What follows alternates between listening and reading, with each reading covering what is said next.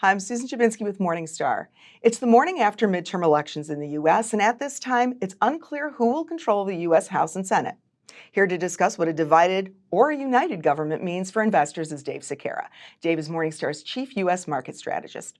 So Dave, a couple weeks before the midterm elections, you wrote a column that noted that while the election outcome will certainly have ramifications for the next congressional agenda, it might not be something that long-term investors should get too worked up about. Talk about that. So when I think about the market and thinking about it from a long-term perspective, there certainly could be, some changes, for individual sectors, depending on what the agenda is and what the spending priorities are and any new spending programs. But the impact on those individual sectors, while they may be large for that individual sector, when I think about it from a broad market standpoint, isn't going to affect necessarily the broad market valuation. So for long-term investors, what I'm really more concerned about is, where is the market valuation today? And based on that valuation, kind of what is that baking in the future as far as future expectations for, the economy, the inflation outlook, and so forth. And so the midterms, again, I don't think that they're necessarily going to change, or at least not to a large degree, our outlook for the economy and for inflation. And when I look at the market today, based on our valuations, we think the market is probably about 15 to 20% undervalued. So either way, however the midterms turn out, I'm pretty comfortable for long-term investors, putting new money to work today. So let's look at the two different scenarios, Dave. If Republicans do gain control of either the House or the Senate, we're looking at a divided government. So what does that mean for government spending and for legislation?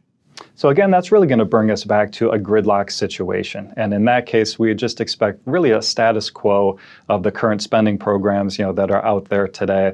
And so I really wouldn't be looking for any new large spending programs other than maybe defense. That would be certainly one area where I could see, both parties, coming together and seeing some additional spending there. But for the most part, I think we'd just be looking at, the next 2 years as a continuation of the ongoing programs today. So what then might a divided government mean for Morningstar's outlook on the market? Well, and again, it gets back to thinking about what is the market baking in today. And under that divided government, without having any new major changes in legislation or spending programs, our base case scenario is still that the market is pretty undervalued today by about 15 to 20%. So then let's pivot over to the opposite scenario, which is where the Democrats retain control of Congress. So what might that mean for government spending and legislation? So you have to remember a lot of what the initial Democratic priorities were. A lot of that has already gotten passed, over the past 2 years. So thinking about things like the Inflation Reduction Act and the amount of additional spending that we've seen there in order to really accelerate, the United States transition to clean and renewable energy, has already occurred. So I think a lot of the impact for the stock market and those specific sectors has probably already occurred. So when we're thinking about what new additional spending programs there might be over the next 2 years under a united government, I think a lot of that spending would actually go more for social programs as opposed to programs that would impact, corporate earnings.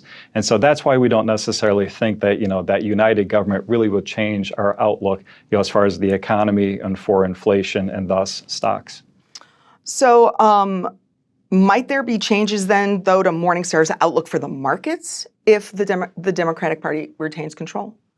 For the overall market, I don't think so. And again, it's always barring, what ends up, getting passed through could be significantly different and more meaningful than maybe what we're contemplating, which of course we would then have to, bake into our expectations going forward. But for now, I'm thinking that most of those changes and those spending priorities really would be limited more to individual sectors, and we could see impacts in those sectors. But it's not something that we think changes kind of that overall economic and inflation outlook. And then, Dave, once the results are final, do you think we might see a little bit less volatility in the stock market, or does that depend on the results? Yeah, I think irrespective of the results, we still expect to see a lot more volatility in the markets going forward. And that gets back to those headwinds we identified at the beginning of the year that we thought the markets were going to have to contend with this year. So again, coming into the year, we thought the markets were overvalued. We noted that there were really 4 different things that they were going to have to contend with. One, the expectation that the economy was going to slow down, which we've certainly seen. The Fed tightening monetary policy, which they've actually even been more hawkish, I think, than what we necessarily expected at the beginning of the year.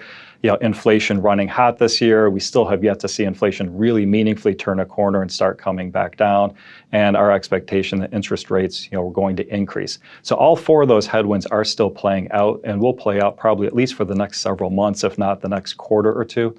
So as those headwinds, still continue to buffet the market back and forth, I do expect that we're going to see much volatility coming forward.